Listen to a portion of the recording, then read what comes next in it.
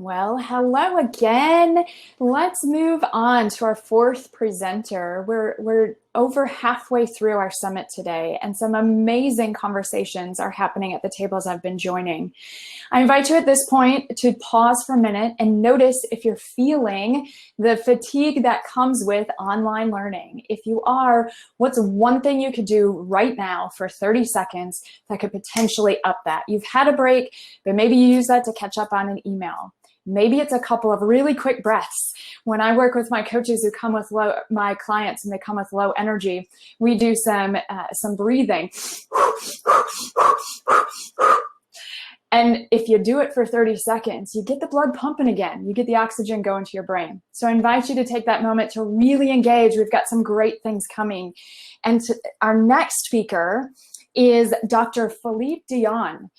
Philippe is a board-certified neurologist. He completed his residency in neurology at NYU and fellowship in clinical neurophysiology at NYP-Cornell Medical College. He spent 5 years as an attending neurologist, epileptologist at Northeast Regional Epilepsy Group. Dr. Douyon is the founder of the health, wellness, and technology company, the Inlay BrainFit Institute. I'll put that website into the chat after we're done here. The Institute was created to improve people's health and quality of life. He is a creator of the app Dr. Douyon's BrainFit, which is a game designed to teach people about the impact of food and exercise on the brain and body. I'm going to be leaning in when he talks about that now. Dr. Douyon is also the author of the book Neuroplasticity. I've got it. It's a great read. Your Brain's Superpower, which speaks to the brain's ability to learn, adapt, and heal. He is a mentorbox.com author. Dr. Philippe Douyon has recently launched his online course, Take Charge of Your Brain in 30 Days, in which he works with people with neurological and medical disorders to help them get healthier and create extraordinary lives. Yet another way to possibly engage after you receive the insights from him today. Dr. Douyon, the stage is yours. Well, thank you for having me. I'm really excited to be here and have this opportunity to talk with all of you. So let's see here. I think I've got some slides that are going to come up. Oh, perfect. And we can move to the next slide. So 2020 has been this year of significant change. And when I think about this year, I really can't help but think about 2007. And that was the year that I graduated from medical school. But it was a time in my life in which I had to make significant adjustments. I had to adapt and I had to rethink my entire life. So I want you to take a moment and I want you to think back to a time in your life of significant change. Maybe it was a graduation year, or maybe it was a time where you had accomplished something that you've always wanted to accomplish. And I want you to remember the anticipation of that day. I want you to remember just how you felt potentially walking across the stage as you received your diploma. I want you to remember the relief of feeling like you finally accomplished whatever goal or dream that you had wanted to accomplish. I want you to remember the celebrations of that day, the hope for a new beginning, landing that first job, that first internship, that first residency. Or maybe you were just finally excited to be making some money. Or maybe you were like me and you weren't necessarily excited, but you were scared. And actually on my graduation day, I was terrified. And I wasn't terrified because I was starting internship or now I was going to be responsible for the lives of people. I wasn't even doubting my knowledge base. Why? The reason that I was so terrified was because 8 days after graduating from medical school, 8 days after walking across the stage at Carnegie Hall to get my medical diploma, I was walking into the operating room at New York Presbyterian Columbia University, not as a physician, but as a patient. And I was walking into that operating room to get a kidney transplant. And my father was my donor. And there was nothing in my life up until that point, nothing in my medical school training that could have prepared me for that moment. But there were certain valuable lessons that I learned from that experience that would change the trajectory of my life. Why don't we go to the next slide?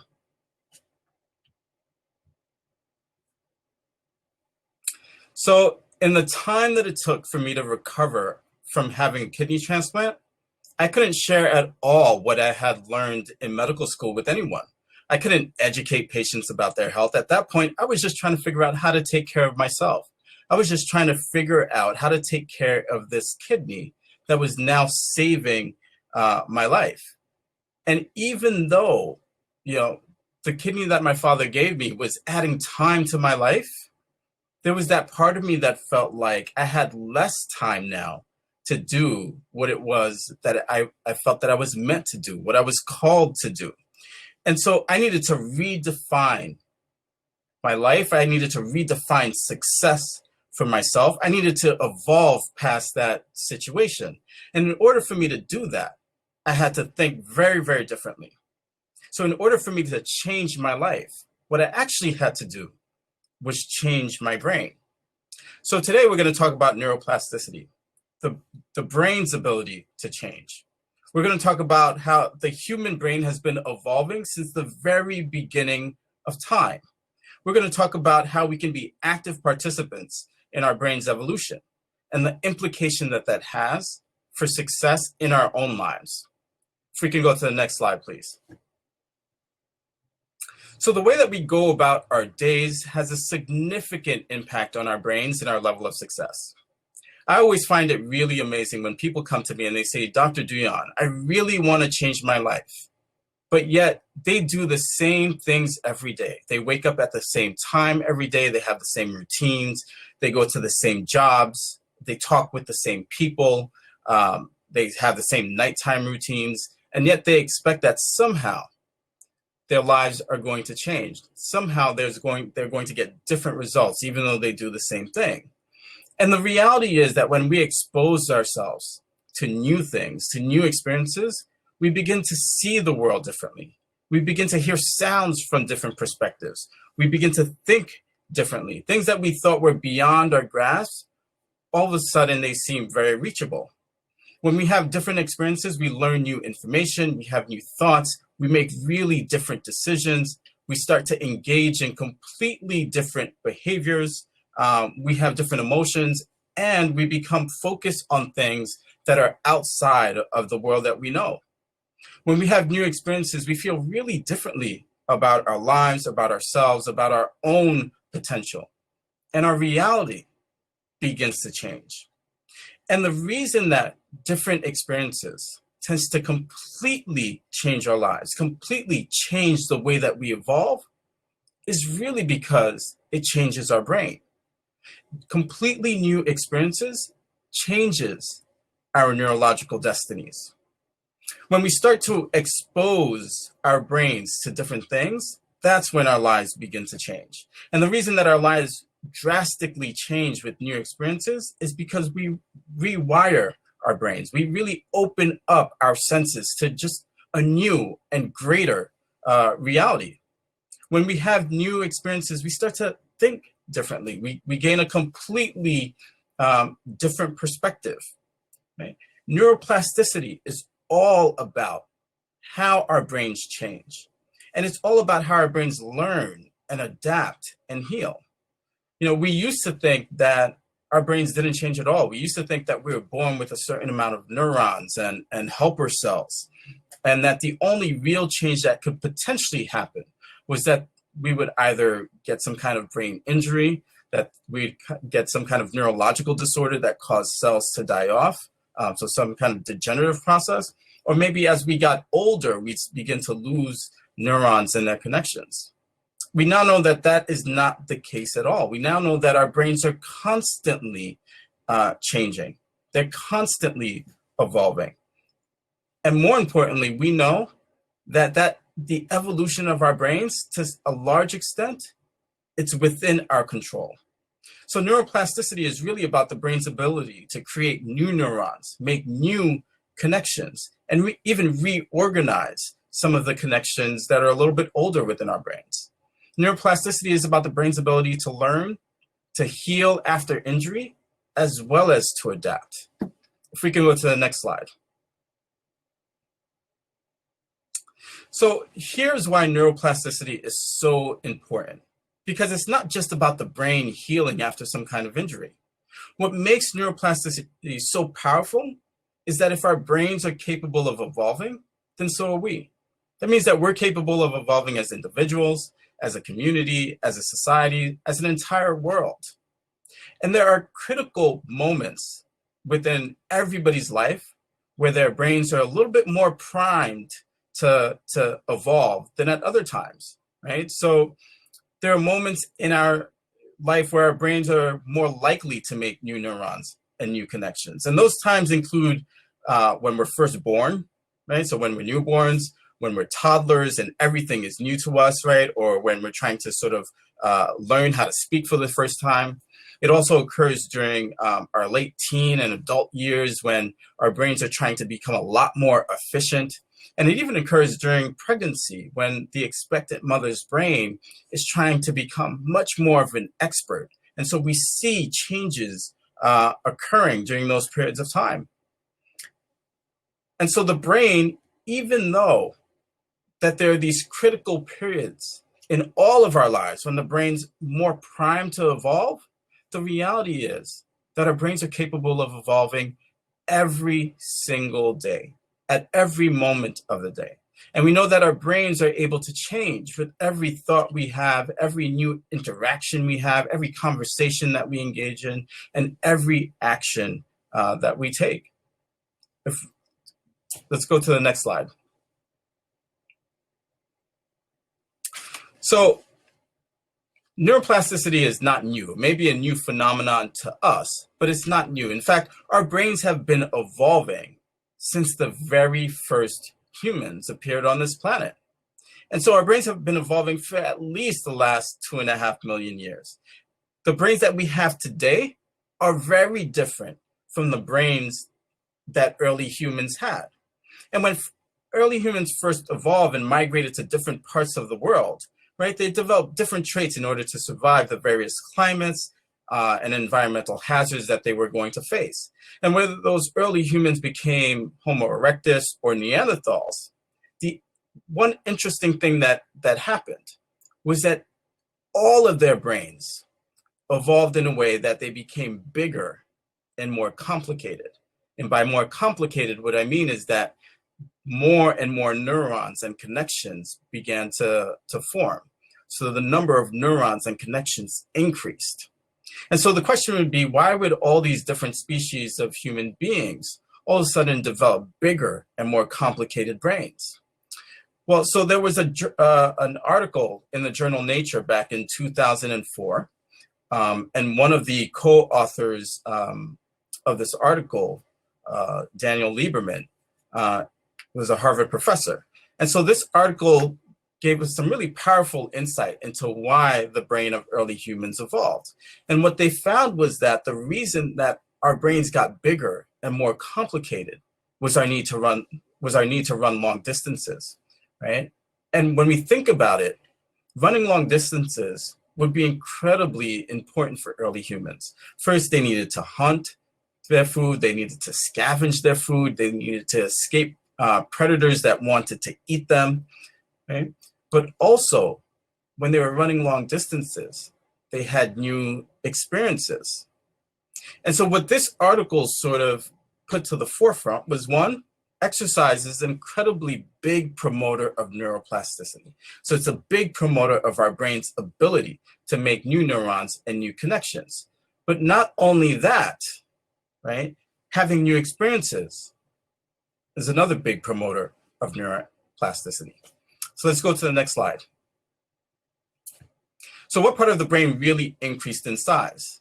Well, when we look at the parts of the brain that got bigger, first and foremost, it was the neocortex. It's the part of the brain that's responsible for making decisions and for higher levels of reasoning. And from an evolutionary perspective, this would make sense, right? You would want to be able to know where, I don't know, a saber-toothed tiger was hanging out during the day, right? You would want to be able to know the habits of potential predators, what their different postures meant. The other parts of the brain that increased in size was the hippocampus. The hippocampus is the part of the brain that's responsible for short-term memory and converting short-term memory into long-term memory. And you would want to remember different details about where you can find food and water and which animals to avoid and which animals you could prey upon. Another area of the brain that increased in size and complexity is the cerebellum, which is usually thought of as the part of the brain that's responsible for fine motor movements, which is very true. But it also plays a role in our cognitive abilities. And so our brains changed in ways to help us think differently, to help us, no matter what situations that we face, to be able to sort of evolve past and think our way through those particular situations. Let's go to the next slide. So we can't talk about neuroplasticity without talking about neurons. And neurons are the cells that play the biggest role in neuroplasticity. And what makes neurons so incredibly important is that neurons are built for efficient communication. Neurons survive and thrive from the impulses that they receive from one another.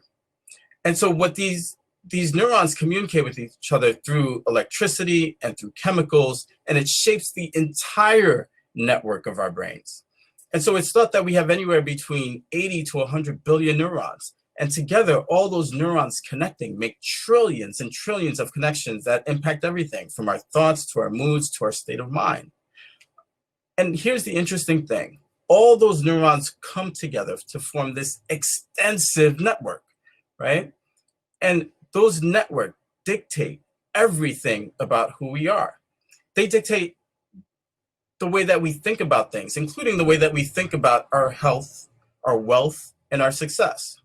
We've been programmed to think about wealth and success in very, very specific ways. So let me give you an example, and this example will revolve around money, right? I want you to fill in the blank for me.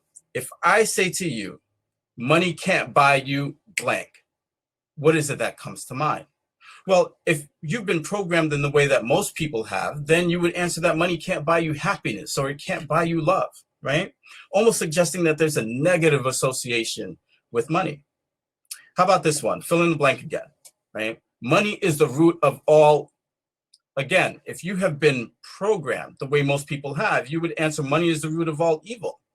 So our thoughts, right, are based on the programs that we have in our brains, the programs that these neural networks are made up of. And those things have consequences. If you've got negative associations around success and wealth, well, then what are the chances that you're going to engage in behaviors that are then going to attract success and wealth to you? It's thought that we have anywhere between 12,000 to 60,000 thoughts per day. 90 to 95% of those thoughts are the same thoughts that we had yesterday. So they repeat, right? And out of all those thoughts, 60 to 70% of them are negative. So here's the question. Are you thinking up your life, or are you really thinking yourself down? Are you having positive thoughts, or are you having mostly negative thoughts? Neuroplasticity gives us the opportunity to change our thoughts, to manipulate the networks in our brain, so that way we really can become who we want to be. We get to choose to think about our success in ways that support our success. Let's go to the next slide. We can go to the next slide, sorry. And so if you want to be successful, here's a question you need to ask yourself. Who do you surround yourself with? Who are the loudest voices in your life? The people that are closest to you influence everything about you, including the evolution of your brain, your ability to dream, your ability to achieve your goals. Have you heard of mirror neurons? Mirror neurons are a group of neurons in the brain that fire when you watch somebody else perform an action, right? So if you ever scratch your forehead, you might notice that the person that you're with will also scratch their forehead. And while the thinking is that most mirror neurons are located in the parts of the brain responsible for movement, and that's why we mimic the movements of others, the reality is that mirror neurons are also located in the frontal lobe, in the parts of our brain responsible for making decisions.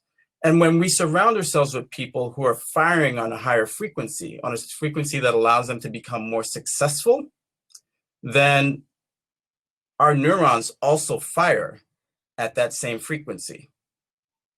Let's go to the next slide. I don't know how many of you have ever been diving, but if you ever go diving, you may see a sea squirt. And a sea squirt has this incredible neurological journey that mimics the neurological journey of human beings. When a sea squirt is first born, its sole purpose within the first 12 to 72 hours of its life is to find a place that it could sit down, plop itself, and never have to move again. When it's born, it's got a fully functioning nervous system and it's mobile. But once it sits itself down, its nervous system begins to disintegrate. And all that's left is this rudimentary nerve cell. We see the same thing happen to human beings. When we don't move forward physically, as well as figuratively, our nervous system starts to deteriorate. Our brain starts to deteriorate. To not move forward physically and not to develop ourselves cognitively is akin to neurological death. If we go to the next slide. So we need to really become the leader that our brains so desperately need us to be. And the reality is that we get to teach our brains what we want our brains to learn. We get to teach our brains what thoughts to focus on, whether those are going to be positive thoughts that embrace success, or whether those are going to be negative thoughts that have us not able to achieve what our goals and our dreams are. I often say, look, we've got one brain, one body, and it's actually the tagline of my company. And you can say, look, Dr. Douyon, you don't have to be a doctor to know that we've got one brain and one body. But the reality is both in terms of the way that we think about our brains and our bodies and the way that we treat our brains and bodies. We often treat them like they're not part of the same being, right? Everything that we do to our body impacts our brain and vice versa. And so you have to be very mindful with how you develop your body, because that will affect the evolution of your brain and vice versa. Next slide. So if you want to be successful from a neurological perspective, what you need to do is take charge of our brains. Our brains are constantly evolving and have the ability to create new neurons and new connections our entire life. And we're more in control of our brains than we ever thought. But in order to achieve success from a neurological perspective, you need to choose to think in ways that support your happiness and your success. You need to invest in yourself. And invest in yourself means constantly learning, taking courses, having mentors, surrounding yourself with people who are successful. It's investing in the health and wellness of your body. To become successful, you need to become the leader that your brain needs. You need to take control of what you're feeding your brain in terms of information. You can't let that be dictated by your traditional media or your social media. You get to decide what you're teaching your brain, what you're reading, the new skills that you're teaching it, and what you're exposing it to. And it's incredibly important that you develop your mind, body, and soul. If you look at anyone who is successful, they're constantly evolving, constantly developing themselves. That's the only way that they're achieving the levels of success that they achieve. And the impact that that has is that it changes our brains for the better. Go to the next slide.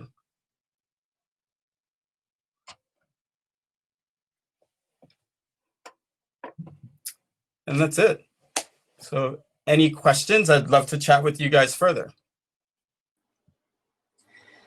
Dr. Douyon, thank you so very much. From the very beginning, I wrote down, to change my life, I had to change my brain. And what's continuing to resonate with me is that it's not just if your brain breaks, to say it in an oversimple way, but you're saying that even our top high performers who are in this group, like yourself and some of our other speakers and our participants, even those individuals have room for higher capacity with intentional service to self. Absolutely. And I think when you look at the most successful people on our planet, the Jeff Bezoses, the Oprah Winfreys, the Bill Gates, they are constantly learning. They are constantly developing themselves. They are constantly changing their brains. That's what it's allowing them to adapt, to learn, and to achieve their levels of success. Yeah, I love that. And one of our speakers, I'm not recalling who right now, talked about the idea that it's not selfish to invest in yourself. But in fact, as I was listening to that, it may be the most selfless act we could do to really step into what we're capable of for our organizations, for our families, and for our communities. Absolutely. Great. You cannot give unless you receive first. And so you need to give yourself certain things. Great. Wonderful. Dr. Douyon, I'm seeing a few questions that are coming in with the general chat. And so will you be available at a table after this, or would you like folks to put those into the Q&A so that we can answer them afterwards? Nope. So I'll be available at a table.